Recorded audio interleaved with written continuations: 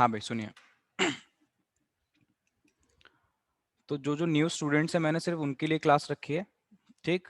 क्योंकि मेरा batch already start हो गया है, तो बस मैं कुछ बातें बताऊंगा और थोड़ा पढ़ाऊंगा ताकि मैं आपको जो हमारा एग्जिस्टिंग बैच चल रहा है उसके अंदर मर्ज कर पाऊँ, ठीक है। इसलिए मैंने ये बैकअप क्लास रखी है। हो सकता है कि इसके बाद भी मेरे को एक दो बैकअप क्लास आपको देनी पड़े, ठीक है। तो उसकी प्रॉब्लम नहीं है, बट बैकअप क्लास इसलिए इंपॉर्टेंट है ताकि आप जो हमारा बैच चल रहा है एग्जिस्टिंग बैच है उसके अंदर मैं आपको मर्ज कर पाऊँ, ताकि आप वहाँ पे आपको बातें समझ में आए जो मैं पढ़ा रहा हूँ। इसलिए मैंने ये बैकअप क्लास रखी है, ठीक है। सारी बातें मैं बताऊंगा। आज इस सेशन के बाद भी 4 बजे हमारा मेन सेशन है नेशनल इनकम का क्लास, वो भी ज्वाइन करनी है सबको, ठीक है ना। इसलिए मैंने ये क्लास रखी है ताकि आप लोगों को समझ में आ जाए बस थोड़ी सी बातें, ठीक है। बस अपना माइक ऑफ रखना और मेरी बातें सुनना। देखो, अगर मैं इकोनॉमिक्स की बात करता हूँ, ठीक है, इकोनॉमिक्स की अगर हम बात करते हैं तो 11th के अंदर आपने दो सब्जेक्ट पढ़े हैं, दैट इज माइक्रो और स्टैटिस्टिक्स। और यहाँ पे अगर मैं बात करूँ 12th की, यहाँ पे भी दो ही पार्ट पढ़ने हैं आपको, बट माइक्रो की जगह वो क्या बन जाता है हमारा, वो बन जाता है मैक्रो इकोनॉमिक्स। और स्टैटिस्टिक्स की जगह हो जाती है आईईडी, इंडियन इकोनॉमिक डेवलपमेंट। ये भी 40 मार्क्स की होती है और ये भी हमारी 40 मार्क्स की। थियरी की अगर मैं बात करूँ तो ये 80, 20 मार्क्स का आपका प्रैक्टिकल, इस तरीके से आपके 100 मार्क्स डिस्ट्रीब्यूटेड रहते हैं, ठीक है। बता चुका हूँ वैसे मैं बातें, सिर्फ न्यू स्टूडेंट्स के लिए बता रहा हूँ, ठीक है। उसके बाद अगर मैं बात करूं तो ये सबसे पहले हमारा फोकस इन 40 मार्क्स पे है मैक्रो के, ठीक। बट मैंने इस बार बोला है बच्चों से कि मैं पैरेलली लेके चलूंगा, मैक्रो भी और आईईडी भी, दोनों हम पैरेलली लेके चलेंगे, ठीक है ना। तो मैक्रो की अगर मैं बात करूं तो मैक्रो के अंदर जो हमारी यूनिट नंबर 1 है वो होती है हमारी नेशनल इनकम, ठीक है। यूनिट नंबर 1 क्या है हमारी, नेशनल इनकम। अब नेशनल इनकम की बात करूं तो ये अपने आप में काफी इंपॉर्टेंट यूनिट है। क्यों? क्योंकि ये बेटा 10 मार्क्स की यूनिट है, तो ये 40 मार्क्स में से 10 मार्क्स किसके पास है, नेशनल इनकम के पास, इसलिए ये यूनिट इंपॉर्टेंट हो जाती है, ठीक। उसके बाद जो यूनिट नंबर 2 है, that is M&B, that is money and banking. ये मैं पढ़ा चुका हूँ, ठीक है।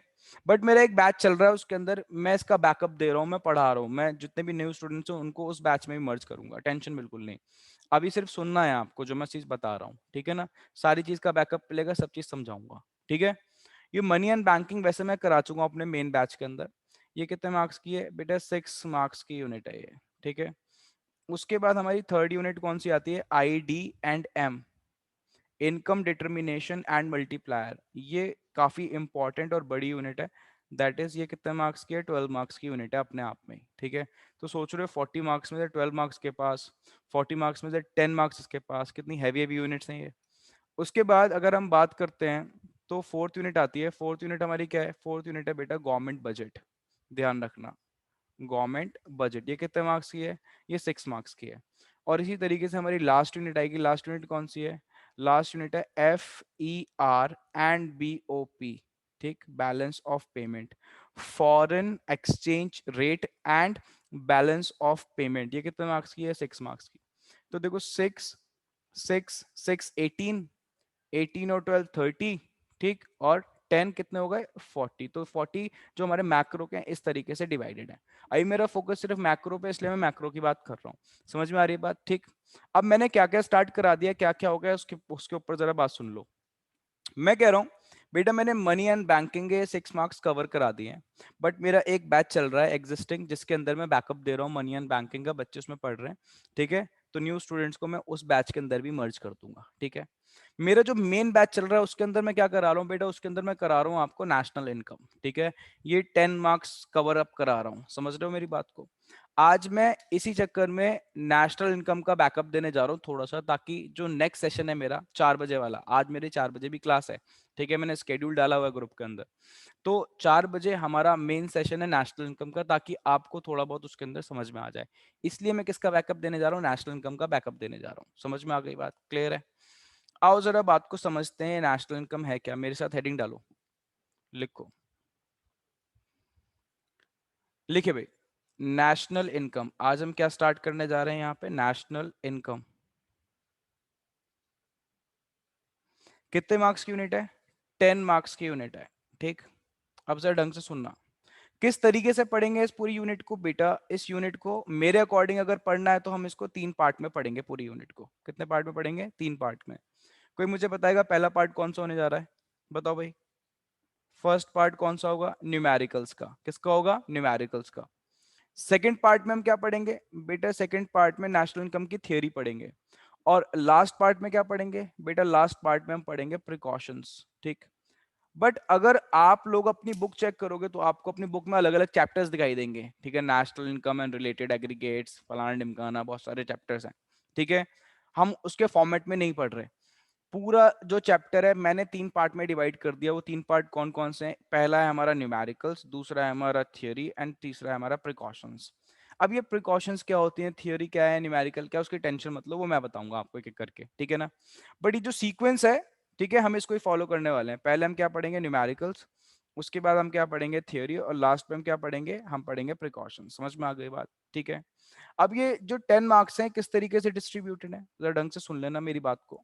मैं कह रहा हूं बेटा, एक 6 या 4 मार्क्स का न्यूमेरिकल तो सीबीएसई की तरफ से फिक्स्ड है, गारंटीड है, आना ही आना है पेपर के अंदर। ठीक है ना?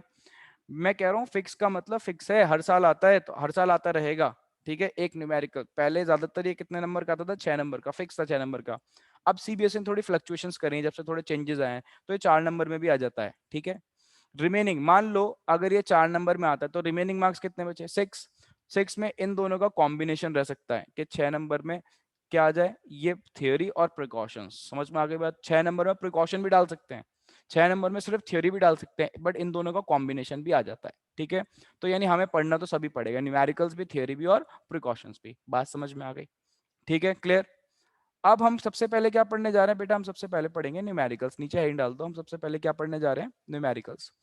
आज थोड़ा सा जल्दी पढ़ा रहा हूँ, ठीक है, क्योंकि मेरा कुछ टारगेट है, मेरे को वहां तक ले जाना है ताकि आप नेक्स्ट बैच में भी पढ़ पाओ मेरे से।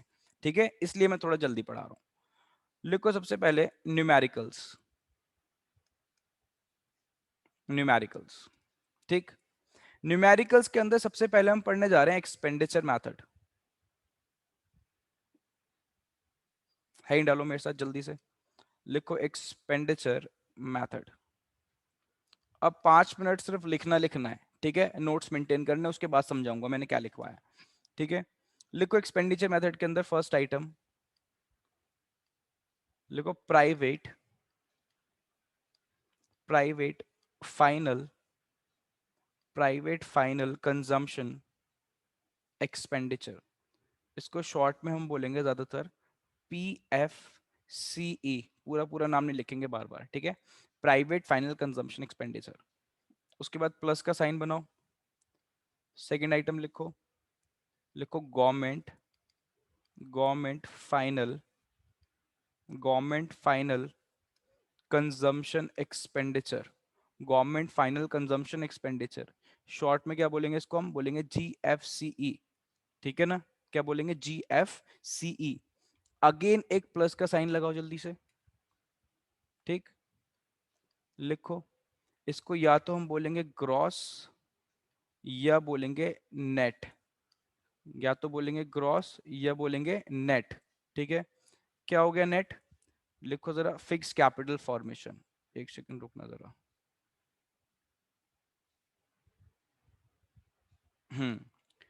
ग्रॉस या नेट। लिखो domestic domestic fixed fixed capital capital formation formation. ठीक है ना? तो इसको हम शॉर्ट में क्या बोल सकते हैं? या तो जी या तो एन, क्या DFCF ऐसे लिख देना। ठीक है, उसके बाद अगेन प्लस का साइन लगाओ। अच्छा, यहाँ पे जो फिक्स्ड वर्ड है ना, इसको इन्वर्टेड कॉमर्स में कर लेना है ऐसे। ठीक है, उसके बाद फोर्थ आइटम लिखो जल्दी जल्दी, change in stock change in stock change in stock. Change in stock हम कैसे निकालेंगे? लिखो closing stock minus opening stock. Closing stock minus opening stocks. पहले मुझे यहाँ पे ये बताओ कौन कौन ह्यूमैनिटीज का है, जल्दी कौन कौन ह्यूमैनिटीज का है? सर मैं हूँ। मैं कौन? अच्छा ठीक है, जिया, अर्जुन, और कोई है? और कोई है? सर मैं भी हूँ। पारुल, नहीं, वो एक्चुअली अभी आकृति, मम्मी का फोन यूज कर रहा ठीक ठीक था। ठीक, हाँ आकृति, ठीक है, ओके ओके। हाँ, शिल्पी आपके पास क्या है बेटा? श्रेया? सर ह्यूमैनिटीज ही है। चलो ठीक है, सबके पास यहाँ पे ह्यूमैनिटीज है यानी, ठीक है ना, तो पता होना चाहिए ना। उसके बाद, उसके बाद इसमें ऐड करो, लास्ट जल्दी से लिखो, नेट एक्सपोर्ट्स, नेट एक्सपोर्ट्स, ठीक है, ब्रैकेट में लिखो एक्सपोर्ट्स माइनस इंपोर्ट्स, ठीक है ना। ये है हमारा एक्सपोर्ट्स, एक्सपोर्ट्स, और ये है एम हमारा इंपोर्ट्स, इंपोर्ट्स, ठीक है। जब हम ये पांचों आइटम ऐड कर लेंगे तो या तो निकल के आएगा, नीचे लिखो जीडीपी, जैसे मैं लिख रहा हूं बिल्कुल वैसे ही लिखना है, जीडीपी एट एमपी, या निकल के आएगा NDP at MP, NDP at MP, ठीक है। उसके बाद नीचे लिखो जल्दी से, हेडिंग डालो, लिखो जनरल फॉर्मूला, जनरल फॉर्मूला, सिर्फ 5 मिनट लिखना है और कुछ नहीं करना, उसके बाद समझाऊंगा। पहले यहाँ पे लिखो ऐसे बड़ा बड़ा जी, इसका मतलब है ग्रॉस। उसके बाद लिखो ऐसे डी, इसका मतलब है डोमेस्टिक। उसके बाद लिखो पी, ठीक है, इसका मतलब है प्रोडक्ट। फिर यहाँ पे लिखना मार्केट प्राइस, मार्केट प्राइस, ठीक है। उसके बाद ग्रॉस के नीचे, बिल्कुल ऐसे ग्रॉस के नीचे ऐसे लिखना एन, का मतलब है नेट। डी के नीचे लिखो अगेन एन, इसका मतलब है नेशनल। पी के नीचे वही पी, प्रोडक्ट। और मार्केट प्राइस के नीचे क्या आएगा? मार्केट प्राइस के नीचे आएगा factor cost, factor cost, factor cost, ठीक है, फैक्टर कॉस्ट। अब ग्रॉस से ऐसे लिखना, ग्रॉस से नेट पे जाने के लिए, ग्रॉस से नेट पे जाने के लिए हम करेंगे माइनस डेप्रिसिएशन। लिखते रहना बिल्कुल ऐसे जैसे मैं लिख रहा हूं, ठीक। डोमेस्टिक से नेशनल पे जाने के लिए हम करेंगे प्लस, प्लस। शिल्पी क्या करेंगे? प्लस।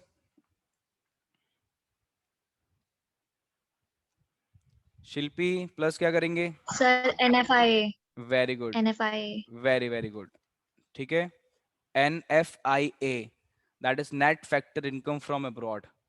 पी से पी पे जाने के लिए कुछ नहीं। श्रेया, एमपी से एफसी पे जाने के लिए क्या करेंगे? माइनस NIT, हाँ, और अगर एनआईटी नहीं दिया हुआ तो? तो minus IT plus subsidy. Very very good, लिखो माइनस आईटी प्लस सब्सिडी, और माइनस एनआईटी। एनआईटी का मतलब नेट इनडायरेक्ट टैक्सेस, ये लिख लो जल्दी से, ठीक है। उसके बाद नीचे यहाँ लिखना, नोट्स डाल के, नोट्स लिखो जरा, national income, national income is is N N P eight F N, N N P eight F सी, ठीक है।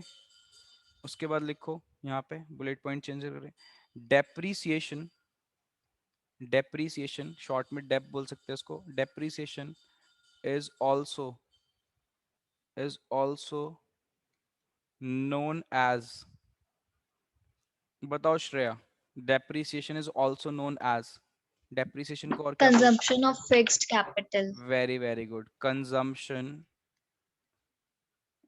Consumption of fixed capital, consumption of fixed capital. एक चीज और ऐड ऑन कर लेना, शिल्पी और श्रेया दोनों ऐड ऑन कर लेना नोट्स के अंदर, लिखो N F I A, net factor income from abroad, NFIA, is equals to FIFA, that is factor income from abroad, minus FITA, that is factor income to abroad. बस इतना ही लिखना है, sufficient है इतना, ठीक है, लिख लिया? Yes, sir. ओके, अब जरा सामने देखो, मुझे एक बात बताओ, आज हमने चैप्टर कौन सा स्टार्ट करा है, पहले तो ये बताओ, चैप्टर का नाम क्या है? चैप्टर का नाम है बेटा national National income. Income. Very good. देखो इनकम को मैंने किससे डिनोट करा है, पहले तो ये बताओ जल्दी से। इनकम को मैंने क्या बोला है, वाई, ठीक है ना। इकोनॉमिक्स में इनकम को किससे डिनोट करते हैं, वाई से, ध्यान रखना।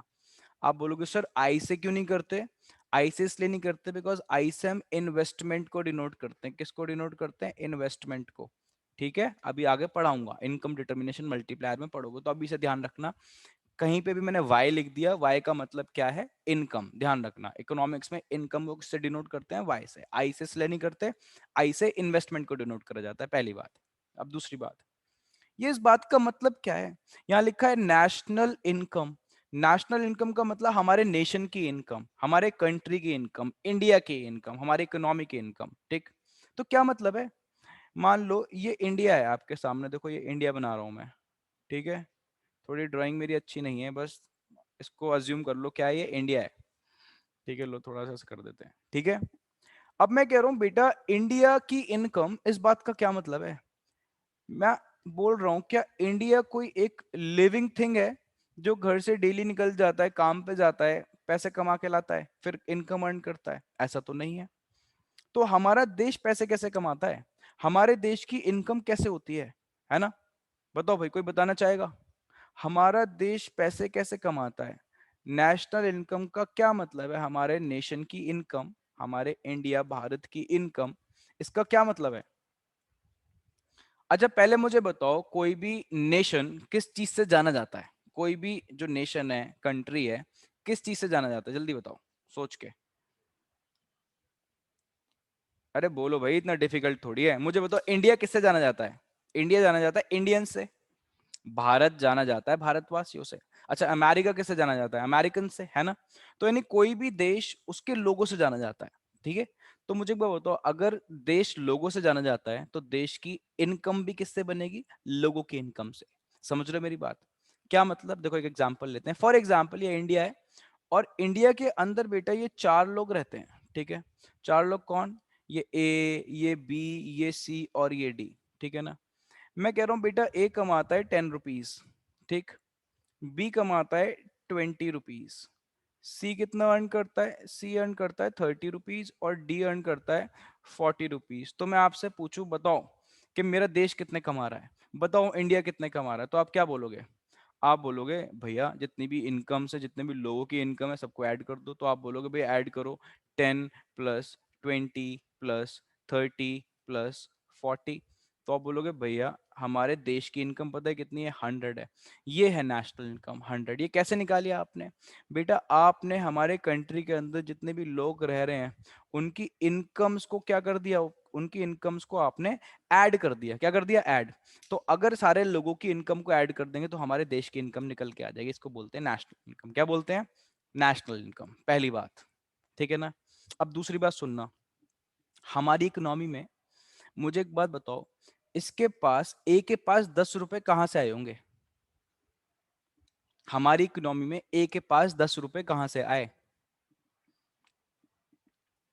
बोलो बेटा बोलो, चुप क्यों हो।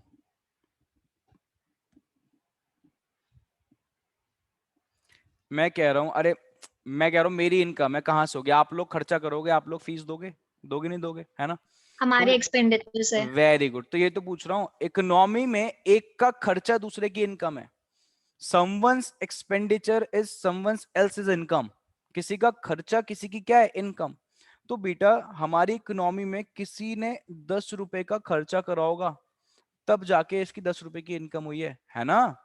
तो ऐसे ही हमारी इकोनॉमी में किसी ने 20 रुपए का खर्चा करा होगा, तब जाके इसकी 20 रुपए की इनकम हुई होगी। ऐसे किसी ने कितना का खर्चा करा होगा, 30 रुपए का, तब इसकी 30 रुपए की इनकम हुई होगी। और लास्ट ये 40 रुपीज का एक्सपेंडिचर हुआ होगा, तो ये 40 रुपीज की इनकम हो गई ऊपर, है ना। तो अब मुझे बताओ, अगर मैं ये एक्सपेंडिचर्स, ये क्या है, ये हमारे एक्सपेंडिचर्स हैं, अगर मैं एक्सपेंडिचर्स को भी ऐड कर लूं तो मुझे बताना कितना आंसर आएगा, 100 ही तो आएगा, है ना।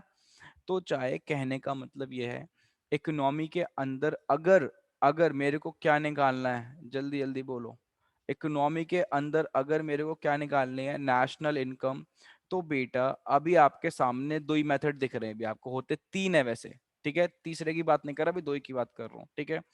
या तो आप इनकम से ऐड कर लो सारी की सारी, तो नेशनल इनकम निकल के आ जाएगी। इनकम से ऐड करने का मन नहीं है, अच्छा नहीं लग रहा इनकम ऐड करना, तो क्या ऐड कर लो बताओ भाई, एक्सपेंडिचर्स ऐड कर लो, तो भी नेशनल इनकम निकल के आएगी। क्यों? बिकॉज हमारी इकोनॉमी में एक का खर्चा दूसरे की इनकम ही होती है। समझ में आ गई बात? ठीक है, क्लियर है, इतनी बात समझ में, हाँ या ना? जल्दी बताओ पहले। Yes, sir. Very good. अब इधर देखो सामने, मुझे बताओ, मैंने न्यूमेरिकल्स लिखवाया और न्यूमेरिकल्स में किस पॉइंट ऑफ व्यू से सबसे पहले मैं नेशनल इनकम कैलकुलेट कराने जा रहा हूं, जल्दी बताओ, जल्दी बताओ क्या लिखा है मैंने। अरे रीड तो करना आता है सबको, बताओ भाई मैंने क्या लिखा है यहाँ पे, बताओ भाई क्या, जल्दी बोलो। Expenditure method. वेरी गुड, यानी किस पॉइंट ऑफ व्यू से हम नेशनल इनकम को कैलकुलेट करेंगे, एक्सपेंडिचर के पॉइंट ऑफ व्यू से, कि हमारी इकोनॉमी में जितने भी खर्चे हो रहे हैं, ठीक है, सारे खर्चों को ऐड कर लो, नेशनल इनकम निकल के आ जाएगी। पहले बच्चे बड़ा कंफ्यूज रहते थे, बच्चे मेरे से बोलते थे सर आप एक्सपेंडिचर से ऐड कर रहे हो तो ये इनकम कैसे निकल के आ रही है। तो फिर मैं उनसे बोलता हूँ कि हमारी इकोनॉमी में एक का खर्चा दूसरे की इनकम है, तो चाहे इनकम ऐड कर लो आप लोग, चाहे खर्चे ऐड कर लो। तो अभी हम खर्चों की बात करने वाले हैं, क्योंकि कौन सा मेथड पढ़ रहे हैं, हम एक्सपेंडिचर मेथड पढ़ने जा रहे हैं। इतनी बात समझ में आ गई, ठीक है ना।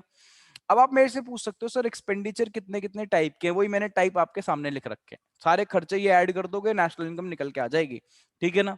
तो पहला खर्चा है बेटा हमारे सामने PFCE, private final consumption expenditure. इसके बारे में डिटेल में नहीं समझाऊंगा, बस याद कराऊंगा। डिटेल में हम कहां पढ़ेंगे इसको, डिटेल में बेटा थ्योरी के अंदर पढ़ेंगे अच्छे से, समझ में आ गई बात। अभी मैं सिर्फ इतना कराऊंगा कि न्यूमेरिकल्स होना स्टार्ट हो जाए, ठीक है।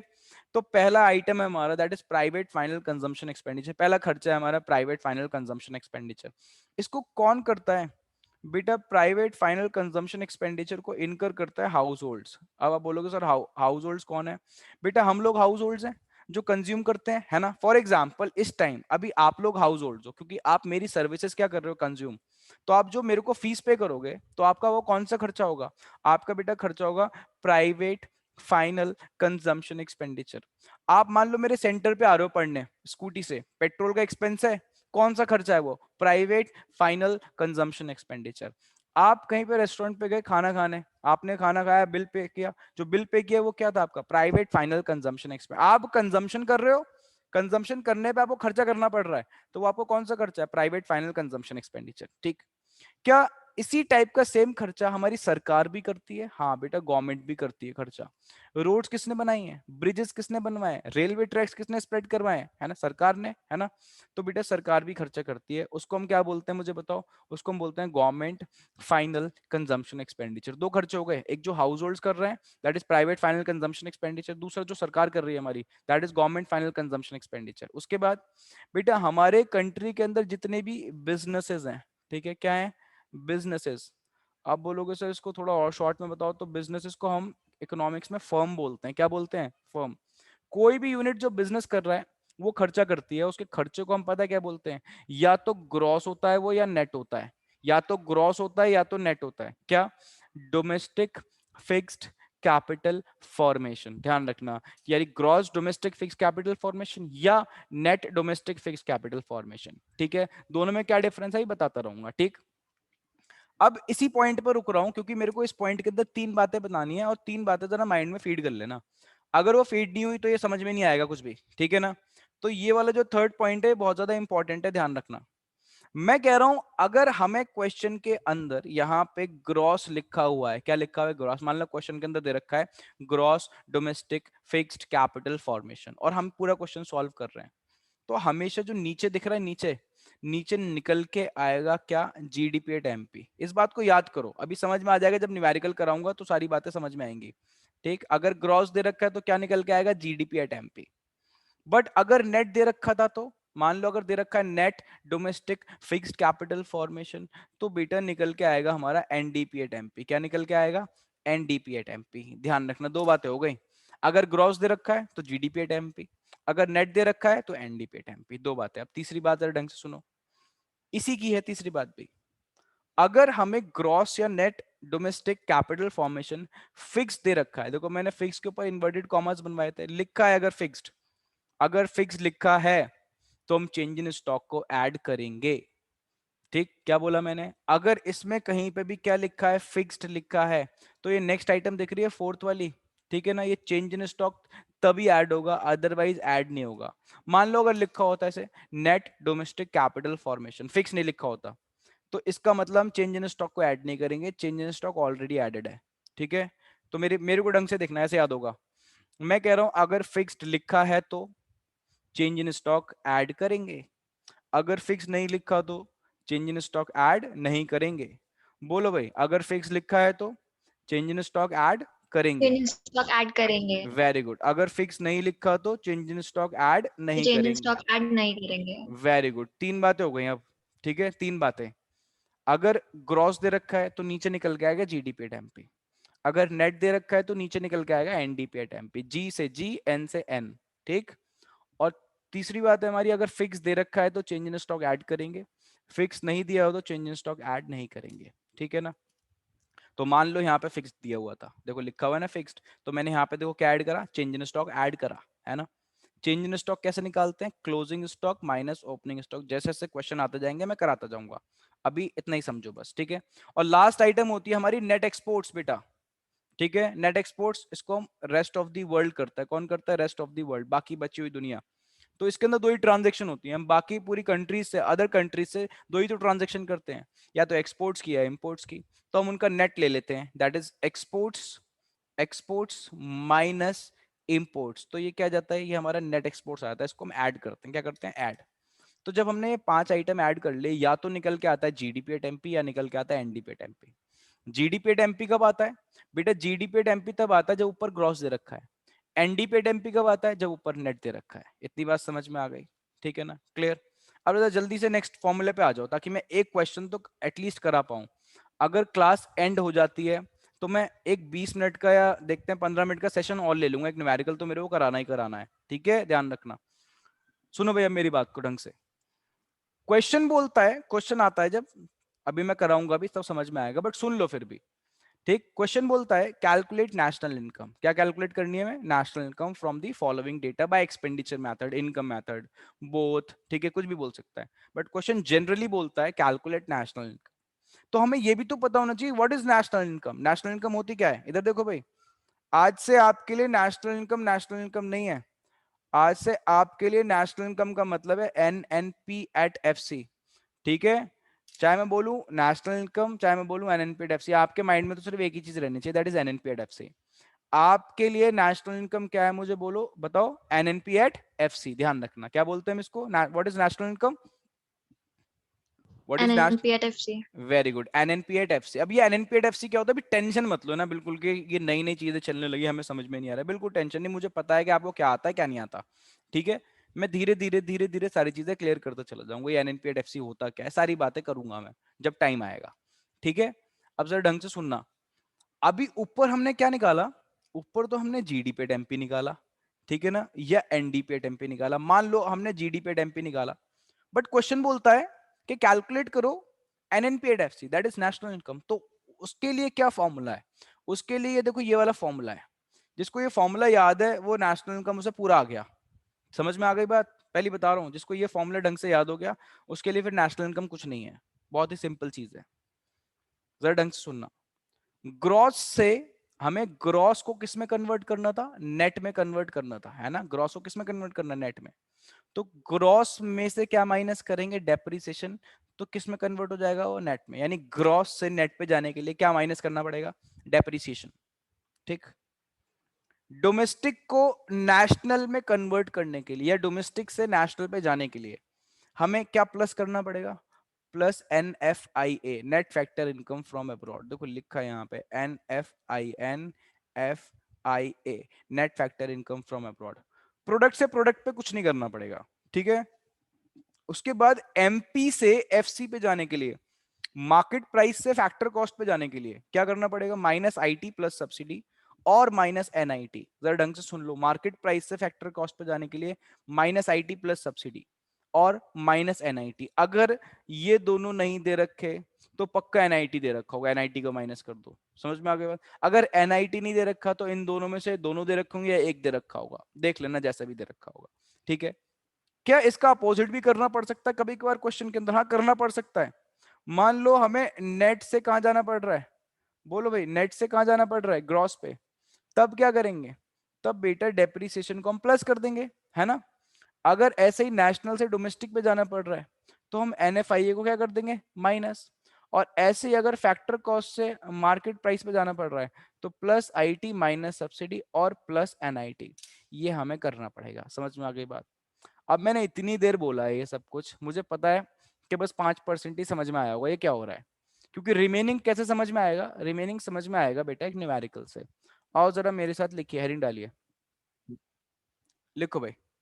भैया आपकी आवाज नहीं आई थी, 5 मिनट नेट प्रॉब्लम होता है, एक बार और उसके बाद। मेरी आवाज नहीं आ रही थी, बाकी सबको आ रही थी? Yes sir. मैं तुषार, इसको तुषार कह रहा हूँ, अर्जुन, मैं इसको एग्जाम्पल के साथ समझा रहा हूँ, ठीक है। नीचे अभी एक क्वेश्चन लिखो, उसके साथ समझा रहा हूँ, एक्सप्लेन कर रहा हूँ उसके साथ। लिखो क्वेश्चन, लिखो कैलकुलेट, क्वेश्चन नंबर 1 है ये। लिखो calculate, calculate national income, calculate national income. हाँ भाई, नेशनल इनकम का मतलब, नेशनल इनकम का मतलब NNP at FC. Very good, बस इतना इतना क्विक रहना है आपको, ध्यान रखना। अगर इस तरीके से पढ़ रहे हो फिर तो सही है, ठीक। Calculate national income, national income का मतलब एनएनपी एट एफसी, ठीक है, बाय एक्सपेंडिचर मेथड। अब क्वेश्चन ये लिखता भी नहीं एक्सपेंडिचर मेथड, तो हम एक्सपेंडिचर मेथड से ही करते हैं क्योंकि अभी हम पढ़ ही कर रहे हैं एक्सपेंडिचर मेथड, ठीक है। आओ भाई जल्दी से आइटम्स लिखते हैं। फर्स्ट पॉइंट लिखो, लिखो gross, gross domestic fixed capital formation. मैं तो शॉर्ट में लिखूंगा, अदरवाइज पूरा पूरा नाम लिखने लगे तो 5 की जगह एक ही क्वेश्चन हो पाएंगे हमारे, ठीक है। तो gross domestic fix capital formation, ये हमें दे रखा है बेटा 5000। किसकी टर्म्स में दिया होता है? ऐसे देखो, रुपीस और करोड़ की टर्म्स में दिया होता है, ठीक है। सेकंड आइटम लिखो, government final consumption expenditure, GFCE, ये हमें दिया हुआ है 2000, ठीक है। उसके बाद थर्ड आइटम लिखो, प्राइवेट फाइनल कंजम्पशन एक्सपेंडिचर 1000। उसके बाद लिखो net exports, net exports, net exports minus का 200। ये नेट एक्सपोर्ट जनरली हमें माइनस में गिवन होता है, क्यों? नेट एक्सपोर्ट जनरली माइनस में गिवन होता है, क्यों? क्योंकि हम माइनस करते हैं एक्सपोर्ट को इम्पोर्ट से। हाँ वो तो करते हैं, नेट एक्सपोर्ट्स का मतलब ही एक्सपोर्ट माइनस इंपोर्ट्स, बट ये आंसर फिर माइनस में क्यों आता है? अरे बताओ जल्दी से, मैं कह रहा हूँ नेट एक्सपोर्ट्स का मतलब होता है एक्सपोर्ट्स माइनस इंपोर्ट्स, अभी लिखवाया है मैंने, करेक्ट। तो ये माइनस में क्यों आता है? तो मान लो ये एक्सपोर्ट्स है 200, इम्पोर्ट्स है माइनस का 400, तभी तो माइनस का 200 आएगा। क्या मतलब इस बात का? इस बात का मतलब है जो इंडिया है बेटा वो इम्पोर्ट ज्यादा करता है और एक्सपोर्ट कम करता है, ठीक है। इसलिए जनरली जो हमें नेट एक्सपोर्ट गिवन होता है वो किस में गिवन होता है? माइनस में, क्योंकि हमारी कंट्री इम्पोर्ट ज्यादा करती है और हम लोग एक्सपोर्ट कम करते हैं, ठीक है। उसके बाद नेक्स्ट पॉइंट पे आओ जल्दी से, लिखो चेंज इन स्टॉक। अगर क्लास एंड हो जाती है क्योंकि 3 मिनट रह गए हैं तो वेट करना, मैं दोबारा से मीटिंग जनरेट करूंगा, ठीक है। चेंज इन स्टॉक लिखो 500। उसके बाद लिखो consumption of fixed capital, consumption of fixed capital 100, ठीक है। उसके बाद लिखो IT, what is IT? Indirect taxes 50,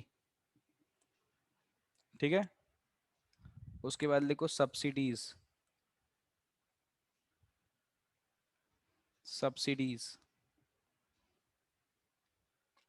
100, और फिर लिखो हमारा NFIA, नफिया, net factor income from abroad, that is ये हमें दे रखा है बेटा माइनस का 200। ठीक है, लेस देन अ मिनट रह रहा है, आप क्वेश्चन नोट कर लो, ट्राई करो। ठीक है ना, जो भी मैंने आपको फॉर्मूला बताया उसके अकॉर्डिंग नेशनल इनकम कैलकुलेट करने का, मैं विद इन 2 मिनट्स आपको कॉल बैक कर रहा हूँ। ठीक है, सब ज्वाइन कर लेंगे और ज़्यादा टाइम नहीं लगाएंगे ज्वाइन करने में।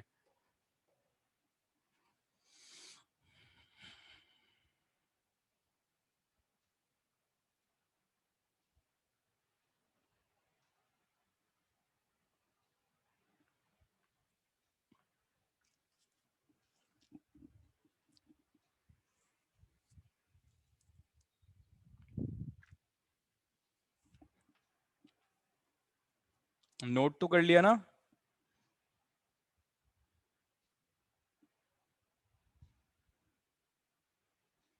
क्या बोल रहे हैं Yes, ये? sir. ठीक है, नफिया कम करके, ठीक है ठीक है, ओके।